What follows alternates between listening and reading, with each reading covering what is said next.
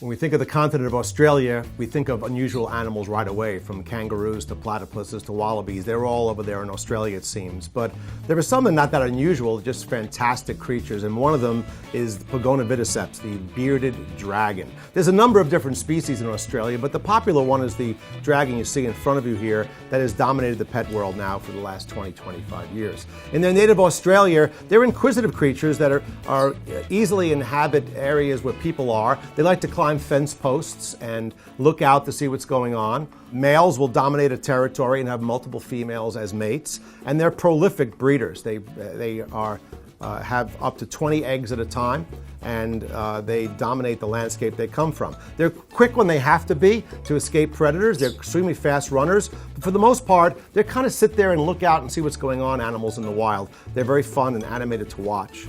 They'll eat a variety of things, from insects to greens to small pieces of meat such as rodents. Bearded dragons are largely protected now in the native Australia. They're no longer exported, which is very good. Thank you, Australia, for allowing us to have some of them. But because of their prolific nature, they are now no longer hunted there, and they're free to multiply and grow in Australia without any danger of being threatened or by the pet trade or by confiscation. The bearded dragon gets his name, as you can see. The big male here is going to get a little territorial. First, he gets up on his front limbs. And if he gets really agitated with the smaller one in front of him, he'll do two things. First, he'll start bobbing his head up and down to say, I'm the biggest dragon in this area, so back off. And if that doesn't work, he actually throws out his throat. It turns black, and he puffs it out. It looks like a big black beard, and that's where the animal gets his name.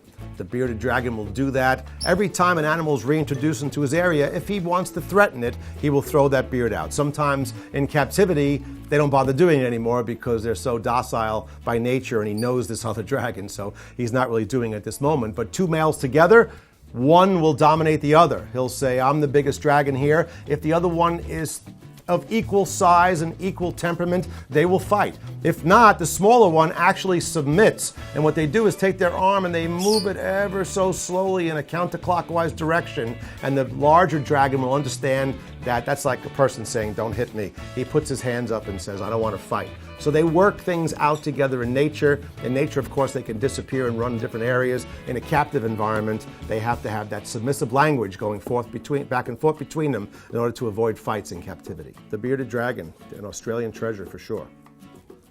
Right, dude?